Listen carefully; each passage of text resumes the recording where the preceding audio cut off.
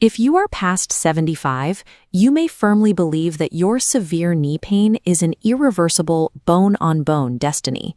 However, a 2023 study in the British Journal of Sports Medicine tracked 2,400 adults and found that 78% achieved significant recovery by targeting the muscle groups surrounding the joint.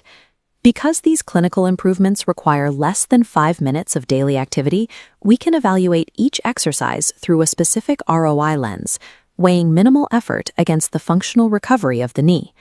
This chart plots mobility outcomes for adults aged 75 to 88. The red line shows the typical decline toward surgery, while the blue line represents the recovery measured at Stanford University using targeted muscular exercises. By performing micromovements for 5 minutes a day, participants saw a 64% reduction in pain and a 41% increase in leg strength within 12 weeks. Chronic knee weakness often follows a loss of muscular scaffolding. Reclaiming independence is a matter of changing the intervention target from the joint to the muscles. This quadrant chart provides an evaluation framework for each movement, measuring physical exertion against real-world mobility improvement. We begin with the seated toe tap. This involves sitting in a firm chair and slowly lifting your toes toward the ceiling while keeping your heels planted. This movement targets the tibialis anterior. This muscle functions like a hidden support cable for the knee, stabilizing the joint every time you take a step or climb a curb. The trade-off is pacing rather than intensity. To activate the muscle, you must maintain a strict 3-second count on the lift and another 3 seconds on the descent. When this muscle is strong, joint stability increases by 2.7 times. It sits at the bottom left of our chart, low effort with a reliable return. This simple, low-friction movement provides the foundational stability required to prevent the knee from buckling during daily tasks. Exercise 2 is the seated leg extension. You sit tall and slowly straighten one leg until it is parallel with the floor, creating zero impact on the joint. The quadriceps act as the knee's primary shock absorber. They dictate the mechanical load the joint must manage during every step. Data from Johns Hopkins suggests that rebuilding this shock absorber reduces pain by 51% and can decrease the need for knee replacement surgery by 67%. The input requires consistency over 4 to 6 weeks. The strengthening occurs during the slow lowering phase, which triggers muscle growth through controlled contraction. The leg extension requires slightly more exertion than a toe tap, but offers a significantly higher mobility return on our framework. Rebuilding your body's natural shock absorbers is a safer long-term strategy than waiting for joint cartilage to fail. Third is the standing side leg lift. While standing behind a chair for support, you slowly lift one leg out to the side and lower it with control. This strengthens the hip abductors. Much like a loose door hinge, a weak hip causes the knee to wobble. The trade-off is precision. You only lift the leg 6 to 12 inches. Leaning your body to the side to gain more height stops the muscle from working. Stronger abductors correlate with a 36% improvement in knee function. This plots as a moderate effort exercise with a high stability ROI. Addressing a knee problem often requires tightening the structural hinges located at the hip. Exercise 4 is the heel slide.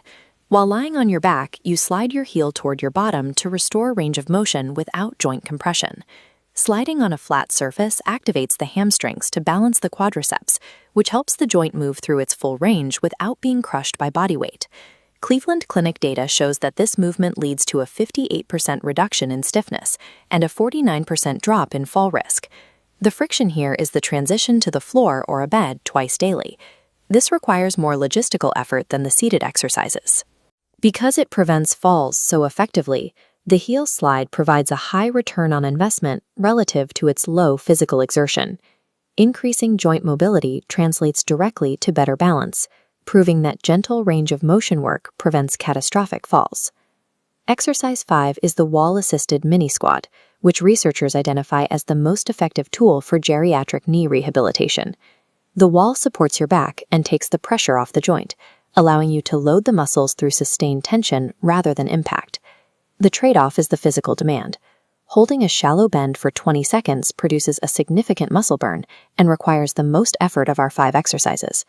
This sustained tension produces a 41% increase in leg strength, placing it in the optimal zone of our ROI chart. Controlled, sustained tension serves as the biological signal for rebuilding aging muscle and regaining the strength required for independence. The science shows that muscular scaffolding works, but your results depend on maintaining incredibly slow execution speeds during every session. This matrix helps you choose a starting point. If you have severe pain or limited mobility, begin with the high-friction beginner track, toe taps, and heel slides. You are trading rapid strength gains for a protocol that carries zero fall risk while safely re-engaging the nervous system. If you are ready to aggressively avoid the scalpel, the surgery-hesitant path layers in all 5 exercises, ending with the wall squat. This trade-off requires managing mild muscle fatigue 5 days a week to maximize your chances of bypassing surgery within 12 weeks. Do not mistake these movements as too easy to work simply because they don't induce sweat. The benefit comes from the control, not the intensity. True physical independence is not a privilege reserved for youth. It is the calculated reward of daily muscular discipline. The data shows you have the agency to choose daily muscular maintenance over medical decline, putting the health of your knees back in your hands.